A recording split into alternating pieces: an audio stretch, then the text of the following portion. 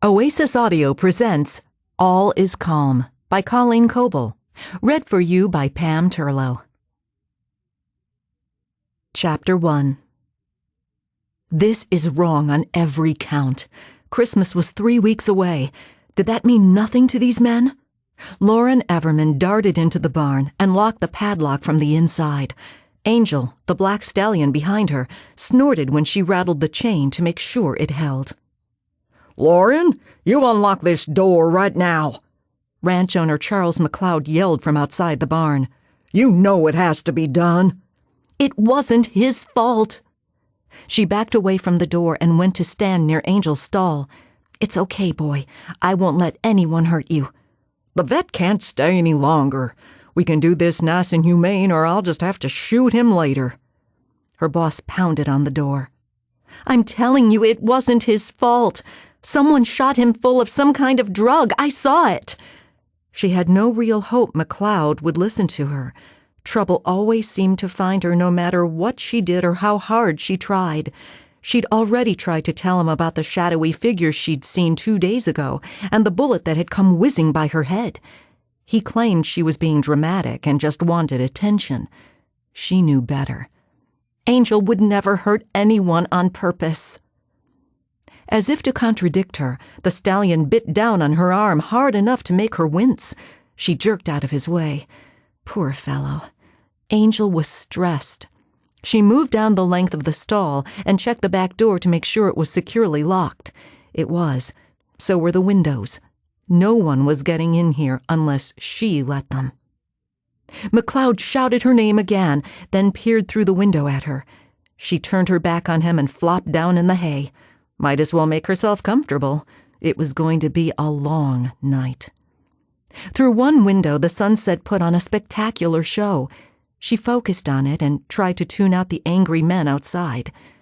They couldn't kill Angel. They just couldn't. She'd never be able to live with the injustice of it. An idea began to foment. What if she escaped with him and went far away where they'd never find him?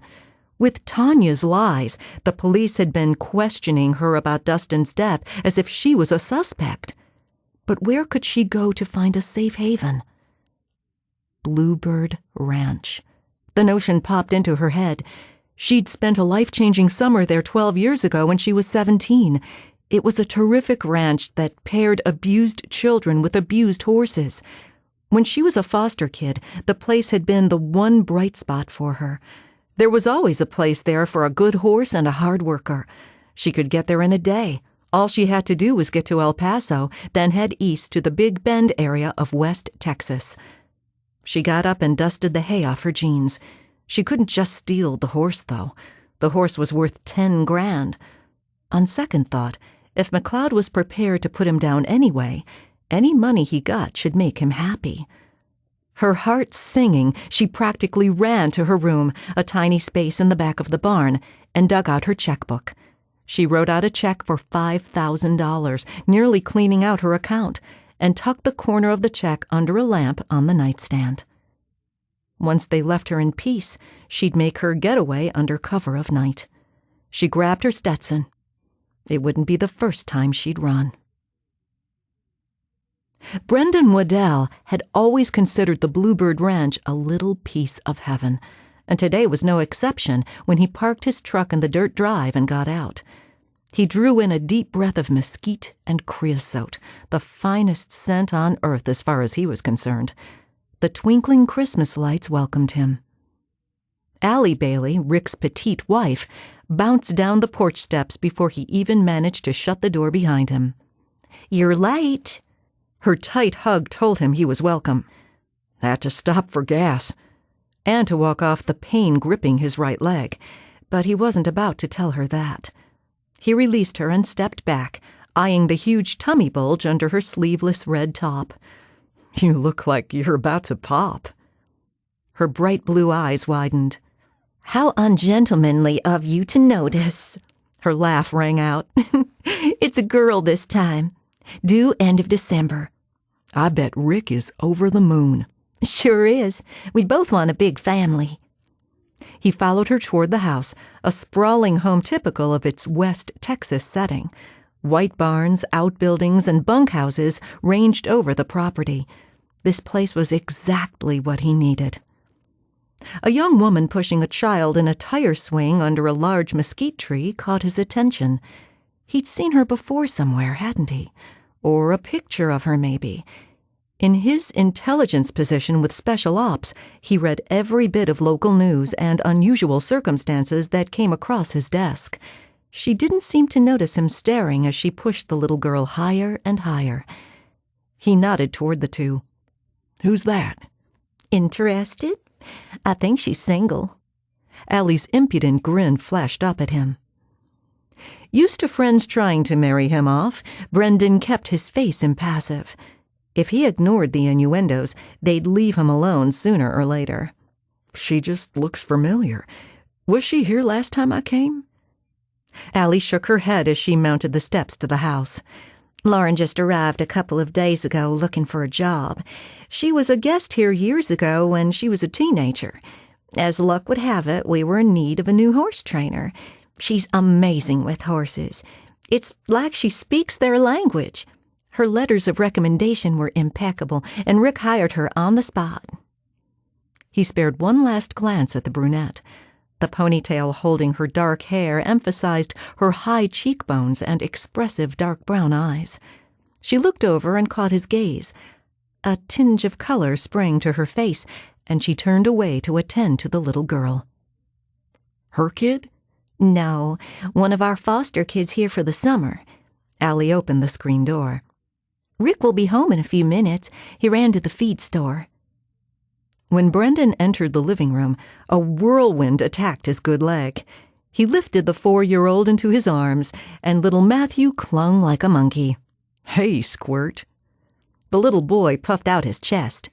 "I'm not a squirt anymore, Uncle Brendan. I'm big." "You've grown 2 inches since I saw you." Brendan set him back on the floor and lifted a brow in Allie's direction. "My usual room?" "It's all ready for you." "I'll be right back." He sniffed the air, redolent with the aroma of Mexican spices. "Smells like enchiladas." His stomach rumbled. Allie smiled and took her son's hand. "You nailed it." Brendan went down the hall and dropped his luggage, then headed for the kitchen. Allie nodded out the window. "Rick just got back. Have a seat and we'll eat." "I'm starved." He pulled out a chair beside Matthew. The front door banged, and he rose to greet Rick. The two had been in the Marines together before Rick got out and came home to West Texas. Brendan had gone on to bigger and better things with the intelligence division, or so he'd thought at the time.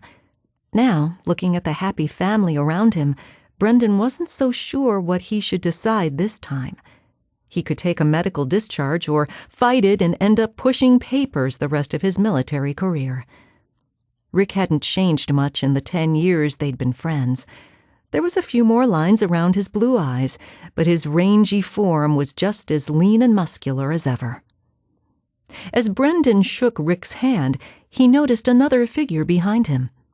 Lauren, the woman from the front yard.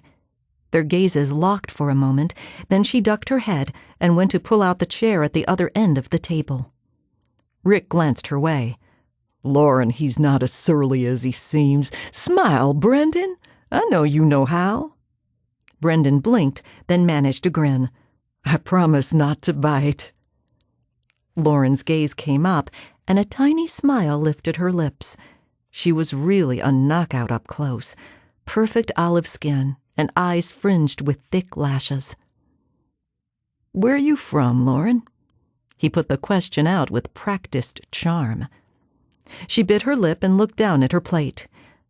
"Dallas area." What was she hiding? He could sniff out deception a mile away. "You don't have much of a Texas accent." "Originally from Indiana. I've just been in Dallas 3 years." "You're a horse trainer?" Her nod came, barely discernible. "I love horses." Rick pulled out a chair beside his son. "She brought a stallion with her. We've already had a neighbor ask to use him as a stud. He's gorgeous." A genuine smile brightened Lauren's face. "I fell in love with him the first time I saw him. Everyone was afraid of him, but he's a sweetheart." Allie unfolded her napkin. I don't know about that. He won't let me within 5 feet of him. You've got a special touch, Lauren. No horse seems able to resist you. You've got our horses eating out of your palm already, and the children as well. You're like a Pied Piper. I thought we'd have to get rid of Jilly, but she's as docile as can be now. I'm glad to be here. It's a wonderful haven. Brendan considered Bluebird Ranch his haven, too, a place where he could be himself with an old and trusted friend. But what was she running from? There was a darkness in her eyes, some kind of suffering that made him curious. He'd ask Rick about her tonight.